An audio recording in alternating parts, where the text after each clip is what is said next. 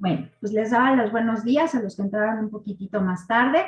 Mi nombre, si no han visto la presentación en la plataforma, mi nombre es Tania Cecilia Mondragón Monroy, tengo 47 años, doy clases en línea ya desde hace pues bastante tiempo. Tengo experiencia en clases presenciales desde hace más de 22 años. Comencé muy chica, empecé terminando, no, más bien todavía estaba en la universidad cuando empecé a dar clases y uno de mis primeros trabajos fue en un CONALEP dando clase de redacción y bueno, pues tenía alumnos que casi eran de mi edad y pues fue bastante complicado a veces tener alumnos de mi edad. Tenía yo como 22 años, no, como 25 años tenía más o menos. He dado clase desde primaria, secundaria, preparatoria y universidad, y el área que más me ha gustado pues obviamente es historia, aunque también he dado sociología. Mi carrera, la que estudié, es sociología, la estudié en la UAM Xochimilco, y también tengo 3 diplomados, uno en derechos humanos, uno en educación, y tengo otra sistemas digitales en educación a distancia. Tengo ya bastantes años, les digo, dando clase y mi especialidad es historia de México. Entonces me gusta mucho la historia, me gusta mucho visitar museos y yo creo que eso también es un aporte, me refiero a que no veo la historia ya de manera formal, sino la veo más allá de lo que pueda ser toda la parte que siempre nos han enseñado en los libros de texto. Eh, bueno, eso a grandes rasgos. Vivo en la delegación de Iztapalapa, tengo 2 adolescentes, una de 16 en prepa y un niño de 14 en secundaria. Entonces también tengo mucho trabajo como mamá, pero lo que más me agrada es este trabajo de la docencia. Y bueno, sin más preámbulos, vamos a empezar con la clase y cómo vamos a llevar a cabo nuestra dinámica en las sesiones síncronas y lo que es relativo a la plataforma. La plataforma, digo, ustedes ya pasaron un primer bloque. En la plataforma está dividida obviamente en los foros. En este primer foro está el de bienvenida, está el foro de dudas y el de plan de trabajo. El de bienvenida nada más es una vez al inicio de cada bloque. En las siguientes unidades nada más van a encontrar el foro de dudas y el foro de plan de trabajo.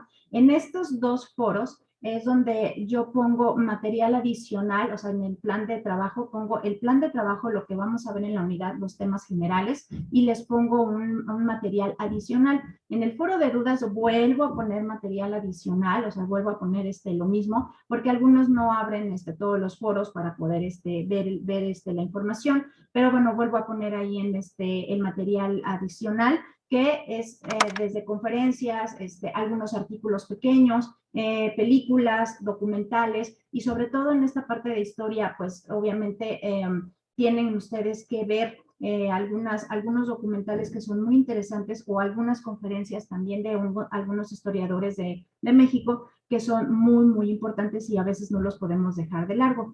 Por lo general, los documentales, escojo algunos que sean cortos porque muchas veces, pues, o sea, ustedes trabajan, ustedes están haciendo otra cosa y obviamente no tienen tiempo para sentarse a ver una conferencia de 1 hora más o menos. Ahorita sí les puse algunos, o sea, algunos largos, pero también es importante que tú decidas qué ver, qué es lo que te interesa. Entonces pongo varios materiales y tú dices, esta sí me la puedo escuchar, y si no es toda, no importa, igual una película, un documental, hasta donde tú decidas verlo. Finalmente es para que adquieras un poquito más de conocimientos hasta donde tú deseas. Entonces, por eso pongo muchas cosas, muchos materiales. Y como el tiempo es corto en estas sesiones de historia, también mando materiales adicionales como a algunos documentos, algún material que yo tengo para que tú lo tengas para el final del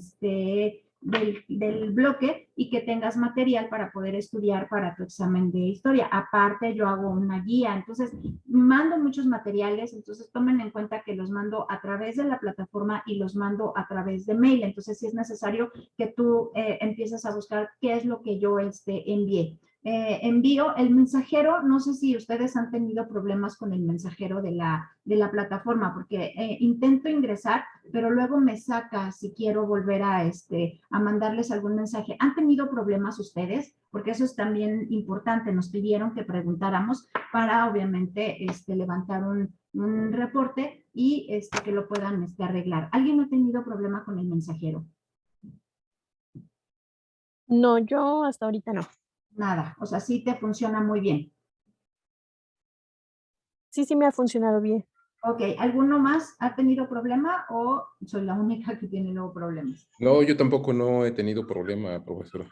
Ok, entonces, bueno, entonces hasta aquí queda. Otra cosa, es importante también que ustedes tengan un grupo al cual se identifiquen, porque ayer, por ejemplo, me pasó que en un grupo decidieron que la clase no la diera en el momento en que la di el día de ayer, porque muchos trabajan, porque muchos no pueden, y entonces quedamos en que la voy a dar los lunes a las 6 de la tarde.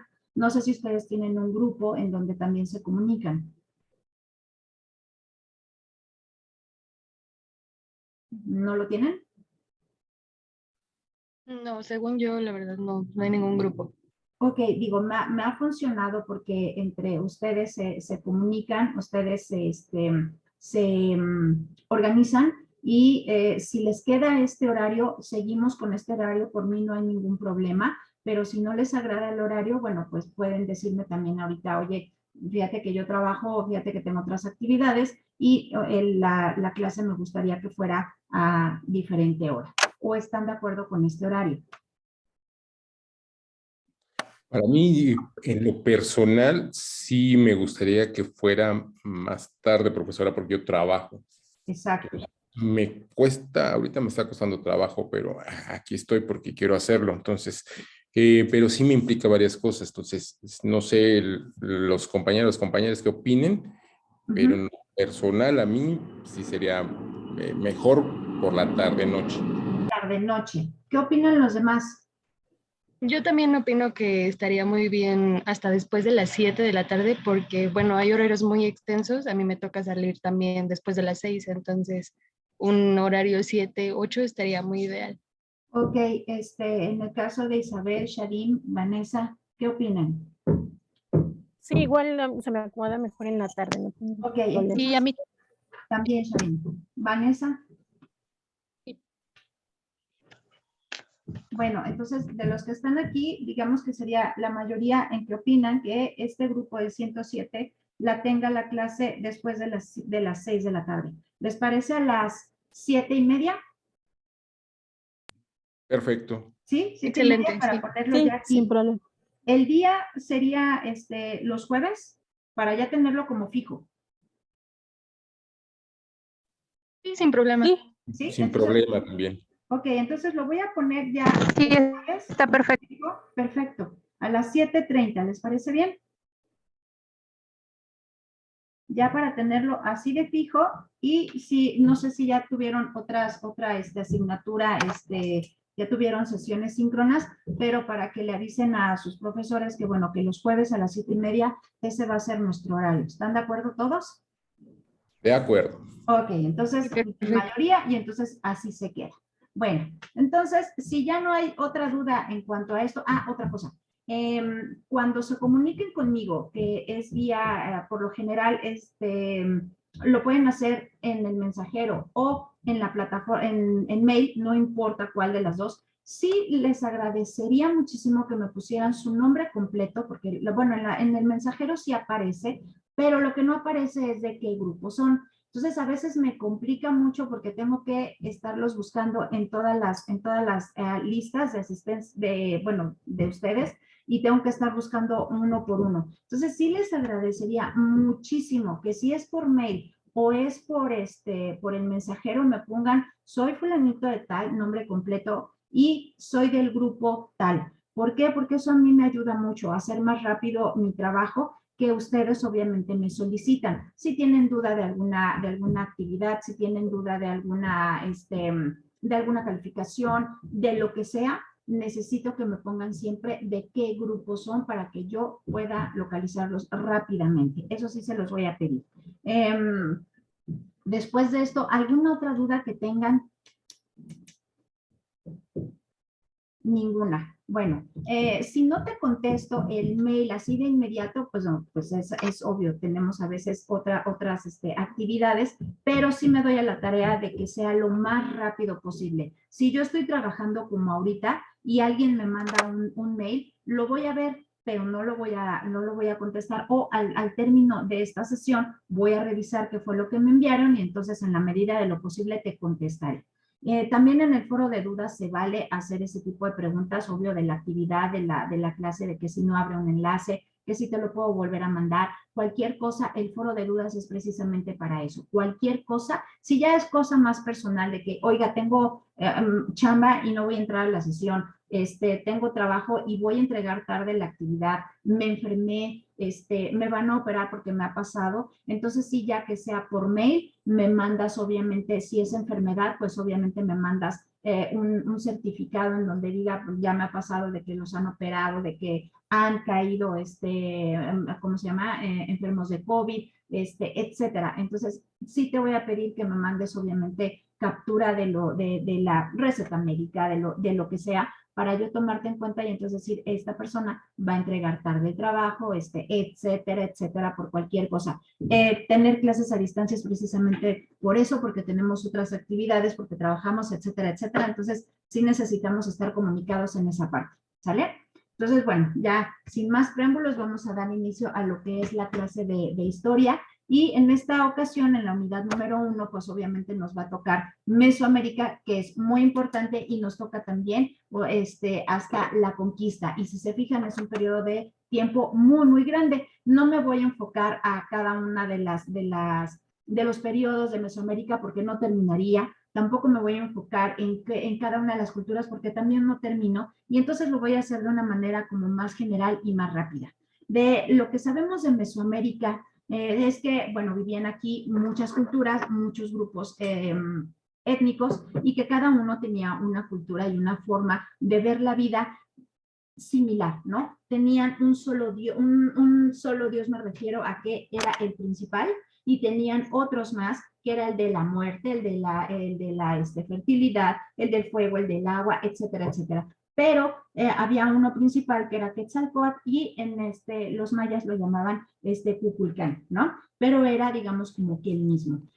Todas estas culturas florecieron en diferentes periodos de tiempo y ustedes saben que los primeros habitantes de América llegaron a través del estrecho de Bering y bajaron, no se quedaron, o sea, ya eran culturas, eran grupos nómadas y se empezaron a quedar, pues obviamente en Canadá, lo que ahora conocemos como Canadá, en el territorio de Estados Unidos, y otros bajaron hasta el norte de México, y de ahí obviamente ya saben la historia que nos cuentan, que había una profecía en la que decían que tenían que encontrar el lugar indicado para asentarse el grupo de los mexicas y que era bueno, que tenían que llegar a un lago donde hubiera una serpiente devorando, una águila devorando a una serpiente. Y toda esta historia ya no la sabemos. Tardaron muchísimos años en llegar hasta la cuenca del Valle de México y en el camino y en el viaje, pues obviamente algunos habitantes se quedaron a vivir en el norte, pero fueron los menos por las condiciones climáticas, por las condiciones geográficas, por muchísimas cosas, se quedaron en el camino y otros bajaron.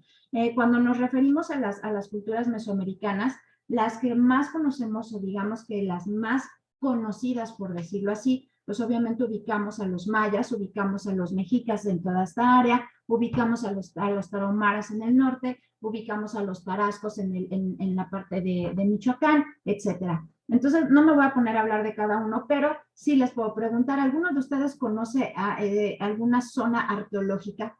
Aunque sea la de aquí del centro, el Templo Mayor, ¿la conocen? Sí, ¿Sí? las que están aledañas aquí en la ciudad, sí, las pirámides de Teotihuacán, Templo Mayor, como dice lo que está aquí en el Zócalo. Nada más hasta ahí, profesora, nada más. Hasta ahí. Bueno, cada una de estas culturas mesoamericanas tenía una forma diferente de de arquitectura, por decirlo así. Si nosotros nos vamos a toda la zona maya, vamos a encontrar algunas similitudes entre la zona maya que está en Quintana Roo, en Mérida, en Tabasco, y también vamos a encontrar una similitud Campeche y similitud obviamente con Guatemala, con Belice, con Honduras. Vamos a encontrar una similitud muy, muy grande. Algunas de las pirámides, por ejemplo, si nosotros vamos a Tikal en Guatemala, vamos a encontrar una similitud muy fuerte con Calakmul, que está en el estado de Campeche. ¿Por qué? Porque las pirámides son muy altas, son como tipo angostas, o sea, se van haciendo angostas conforme van creciendo. En la parte de la base son amplias, pero conforme van creciendo se van haciendo, no en términos de un triángulo como las de Giza, no así, pero sí tienen una forma un poquito más triangular. Y si nosotros vemos la de Chichén Itzá, tiene una base muy amplia, muy, muy grande, es cuadrada y se va haciendo obviamente pequeña, pero no llega a formar tampoco un triángulo. Y tenemos esas similitudes. Si nosotros las comparamos con las de Teotihuacán o las comparamos con las de el Tajín en Veracruz, pues obviamente vamos a ver similitudes, sin embargo no son igualitas y tienen muchas cosas muy diferentes. ¿Ustedes saben cuánto tardaron, por ejemplo, en crear la ciudad de Teotihuacán? Tardaron muchísimos años, pero muchísimos. Incluso hubo gente que estuvo construyéndola y que fueron generaciones en las que pasaron para que, y me refiero a generaciones, no 3 generaciones, sino que era el abuelo, el papá y el hijo los que tuvieron que, digo, no que se muriera el abuelo, no, me refiero a que en algún momento los 3 empezaron a construir la pirámide. Entonces tardaron muchos años en poder construirla. Desgraciadamente ahora ya no puedes subir a casi ninguna pirámide. En Teotihuacán ya te prohibieron completamente la subida a las pirámides. En Chichén Itzá desde hace más de 10 años ya no te permiten subir también a la pirámide principal. En Tulum tampoco puedes subir, incluso tuvieron que cambiar la forma en la que, en este caso, por ejemplo, en lo personal, conocí cuando era niña, tú entrabas a Tulum y tenías que atravesar una pequeña pirámide para poder atravesar y veías algo espectacular. Veías toda la ciudad de Tulum y hasta atrás veías obviamente el mar y era algo increíble. Ahora ya no te lo permiten. Entonces tienes que entrar y tienes que dar un rodeo y esa pirámide por la que yo entraba, que veías una cosa increíble, ya la tienen nada más ahí como que, bueno, esa es la vista, le das la vuelta y vuelves a encontrar la pirámide del otro lado, pero ya no puedes atravesarla para poder llegar a la ciudad de Tulum. Mucha gente cree que en estas ciudades o en estos centros ceremoniales la gente vivía. No vivía ahí, eran centros ceremoniales y la vida era alrededor de lo que era el centro ceremonial. Mucha gente, los que podían llegar a tener una actividad más constante en este lugar, pues obviamente el gobernante y los sacerdotes eran los únicos que podían, digamos, como ir y venir constantemente, pero la gente vivía en los alrededores y para poder llegar a ellos, pues obviamente la gente tenía que caminar y el tener que caminar implicaba también que tuviera que haber comercio, comercio como ahora digamos, no es que lo conozcamos como los tianguis, pero sí había un comercio. ¿Y a qué iban a estos centros ceremoniales? Pues obviamente iban a ceremonias muy importantes religiosas y una de ellas eran los sacrificios humanos. Había 2 formas de los sacrificios humanos. Una, cuando había guerras y atrapaban o que tenían lo que se le llama,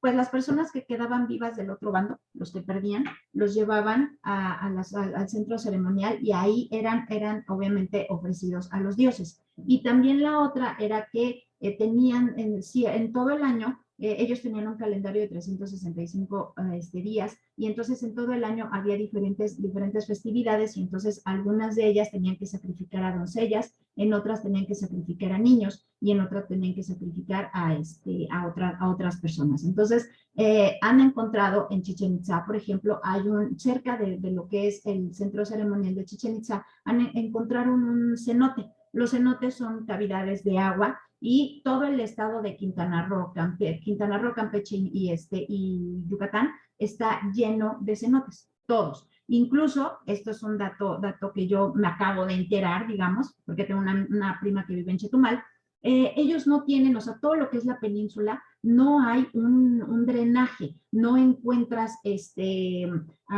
coladeras, por decirlo así. ¿Por qué? Porque obviamente todo eso iría a los cenotes. Entonces lo que hacen en todas las casas, en todas, pobres, ricas, buenas, malas, todo lo que sea, hacen fosas sépticas. Entonces todas esas fosas sépticas llega un momento en que se llenan, entonces tienen que drenar y llevar a los desechos hacia otro lugar. ¿Y por qué? Porque entonces todos esos desechos llegarían a las cavernas donde hay agua. Entonces eso no lo pueden hacer, eso yo no lo sabía hasta el año pasado. Me enteré de que no hay, en toda la península de Yucatán, no hay coladeras, nunca le había puesto atención. Entonces, toda esa península está llena de cenotes. Y todos los cenotes que nosotros conocemos y que ojalá ustedes en algún momento los conozcan porque es una cosa hermosísima, hay gente que los ha encontrado de manera bastante graciosa.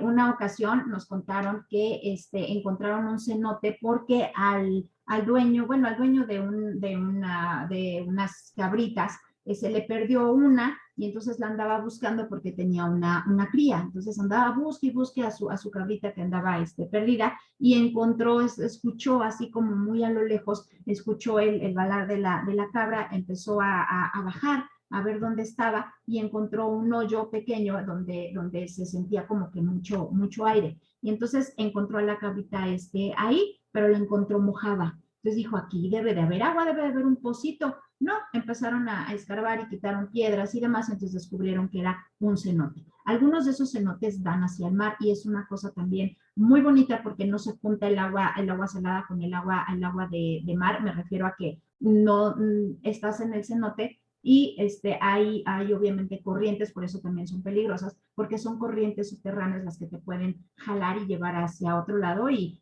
olvídate de que te vayan a encontrar al siguiente día, o sea, pueden pasar meses o años y jamás o te encuentran después de mucho tiempo o jamás te vuelven a encontrar porque hay corrientes subterráneas. Entonces, también ha habido cenotes en donde hacían estos sacrificios humanos los mayas y han encontrado vasijas en el fondo de los cenotes, encuentran vasijas con restos humanos, o sea, con huesos ya ahora, ¿no? Entonces, eran cenotes que eran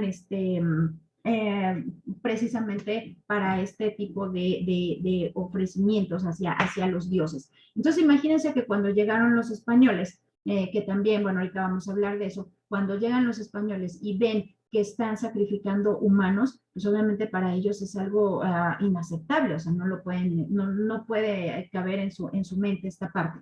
Entonces, bueno, a mí también se me hace increíble que también los españoles, pues obviamente en nombre de Dios, pues crearon lo que nosotros conocemos como la Santa Inquisición y fue precisamente también, no era de asesinarlos en el momento, pero sí iban muchas brujas las quemaban vivas y eso no les molestaba a los españoles, o sea, al contrario, era una parte pues de lo normal, pues es que se portaron mal, son brujas y hay que quemarlas, ¿no? Por eso. Y aquí se sorprendieron de que llegaron y vieron a la gente, pues obviamente que la sacrificaban, ¿no? Y obviamente también vivas, o sea, en Chichén Itzá, por ejemplo, en la pirámide principal, cuando subías, encontrabas a un chacmol. El chacmol es pues un hombre que está acostado, ¿no? Y tiene una vasija así en las manos, en la parte del vientre, digamos, está con sus manitas aquí, y tiene una cosa redonda que es como una vasija aquí. Y entonces ahí ponían los corazones. Ahora ya no puedes subir, ya lo ves así de lejos, ya nada más ves al chacmol. Y otra cosa importante, tenían estas culturas muchas cosas que nos han dejado, por ejemplo, gracias a los mayas tenemos el cero, eran muy buenos astrónomos, ¿no? Ahí en Chichén Itzá está el observatorio y cuando entrabas al observatorio, digo, es peligroso, ya no te dejan subir, pero antes era peligroso porque como es tan oscuro, tan frío, encuentras a veces serpientes. Entonces, cuando entrabas, era una pequeña escalera de caracol y veías una pequeña abertura, ¿no? En este observatorio, que de ahí veían, obviamente, los astrónomos mayas veían las constelaciones. Y dicen algunos antropólogos y algunos arqueólogos, dicen, no está comprobado realmente, que los mayas, ustedes saben que los mayas era un signo de belleza que ellos se desviaran los ojos, ¿no? ¿Y cómo lo hacían? Cuando eran pequeñitos, los niños, los ponían en sus cunitas y les ponían unas fuentitas de cristal y entonces los niños la veían y a veces desviaban obviamente su vista. Eso era un signo de belleza, pero también dicen algunos científicos sociales que era parte de ver mejor las constelaciones. No lo sé, no está comprobado, digamos, científicamente esta hipótesis. Y otra de las cosas es de que eran muy buenos matemáticos, llevaban un calendario bastante síncrono, ¿no? Bastante ordenadito, y que esto les permitía sembrar en ciertas temporadas, cosechar, etcétera, etcétera, y esto también les permitía tener ciertas fiestas religiosas. ¿Dudas hasta aquí? Voy muy rápido. ¿Cómo se sienten? No, está todo bien, profesor. Sí, hasta aquí va bien.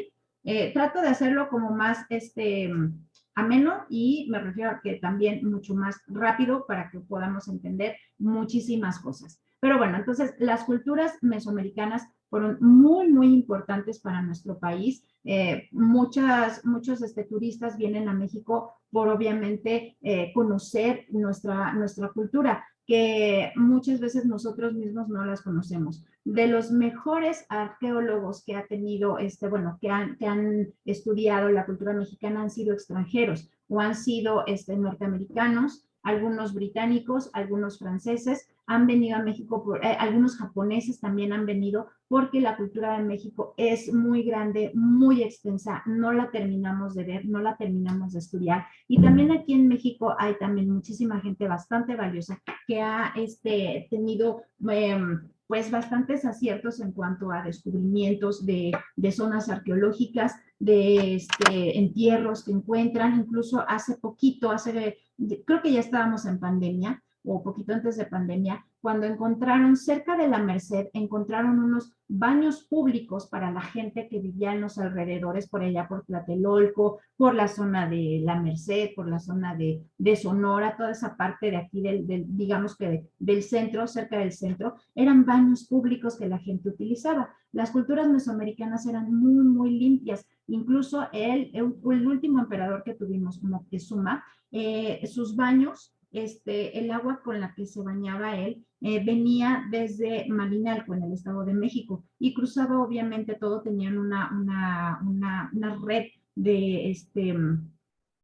¿cómo se llama?, de hidráulica, digamos, que venía desde Malinalco y atravesaba todo lo que era el Ajusco y llegaba el agua limpia y cristalina hasta los baños de Moctezuma. Incluso tenían, ellos les gustaba la nieve. No conocían el helado porque para hacer el helado necesitan leche y aquí no había vacas. Entonces, lo que sí había era hielo y entonces hacia el emperador Moctezuma, para que vean qué tan grande y tan importante era el imperio mexica y quién era Moctezuma, si se le antojaba un raspado, por decirlo así, porque helado no era, un raspado, tenían que traer el hielo desde las montañas. ¿Cuáles son las montañas que nos quedan más cerca? Pues obviamente son aquí el Iztaccíhuatl y el Popocatépetl. De ahí traían la nieve para que, no lo traían diario, no podrían, pero había gente que se dedicaba a correr grandes distancias, muchas, unos kilómetros, para poderle traer fresco, por ejemplo, el pescado, algunos mariscos, cualquier cosa que al emperador se le antojara. Dicen algunas narraciones de aquella época que el emperador Moctezuma diario tenía alrededor de unos 200 o 100 platillos más o menos. No creo que haya sido tanto, en las crónicas puede haber algunas discrepancias, pero vamos a suponer que tenían 50 platillos que después él compartía, o sea, él decía como tipo buffet, él decía, bueno, se me antoja hoy y demás, y lo demás, lo que no quería comérselo, no iba a la basura, sino lo repartía entre la gente que estaba en su corte. Tenía también una esposa principal y tenía otras concubinas con las que también obviamente tenía hijos o hijas. Y estaba rodeado siempre de personas mayores que eran sus consejeros y que también estaban sus hermanos. Eran los que también tenían un rango alto en el ejército. Entonces, cuando llega Hernán Cortés y se entera de quién era Moctezuma, él pensaba que era X, o sea, una persona, pues sí, el emperador, pero no sabía realmente, y él quería una audiencia con él. Pero las personas que sí sabían, que venían con él, que eran algunos indígenas de algunos pueblos, como los tlaxcaltecas, le dijeron, no puedes llegar así, presentarte ahí, ya llegué. No, o sea, tienen que pasar varias sesiones para poder ver si te da si te presta atención, si te quiere dar una audiencia. No era así llegar. ¿Quién era Hernán Cortés? Hernán Cortés era un jovencito muy ambicioso desde que era muy joven, y cuando él se entera de que había tierras en este nuevo continente, él quiere obviamente venir y ver qué era lo que había y qué puede llegar a obtener. Entonces se pone muy listo desde muy joven y de alguna manera llega a tierras cubanas. Y ahí, en tierras cubanas, él pues empieza a involucrar en lo que era la política de aquella época, y le permiten hacer viajes de Cuba hacia las costas de México. En los primeros viajes no puede bajar Hernán Cortés porque obviamente los indígenas mayas que estaban cerca de la costa no les permiten, y siempre los agredían, se aventaban piedras, flechas, lo que fuera, y entonces nunca pudo bajar. Y entonces vino con más personas, que es cuando baja por primera vez a tierras mexicanas en la costa de Yucatán, y se entera obviamente que hay dos españoles que saben hablar maya y saben hablar español. Estos dos españoles naufragaron en alguna ocasión. Uno de ellos se queda y adopta ya la religión mesoamericana, bueno, maya, se casa, tiene hijos, y son los primeros mestizos que vienen, que están reconocidos aquí en México. En Chetumal hay una glorieta en donde hay un monumento muy grande precisamente a este español. Entonces se le ve a este español vestido de maya y se ve con su esposa y trae a dos niños agarrados de la mano. Estos son los primeros habitantes mestizos en México. Se me va a acabar la sesión. Si se acaba, nos volvemos a conectar con la misma liga, por favor. Y no me voy a tardar ya mucho. Gracias. Bueno, continúo. Entonces, cuando llega Hernán Cortés, se entera de que había un imperio muy grande en estas tierras, y quien le sirvió de intérprete fue obviamente la Malinche o Malintzin. ¿Y cómo llegó la Malintzin aquí si era una persona que era de origen mexica? Pues fue muy triste su historia. Ella era una niña como de unos 14 años cuando su mamá la vende a unos comerciantes del área de Veracruz. ¿Y por qué la vende? Porque obviamente el Imperio Mexica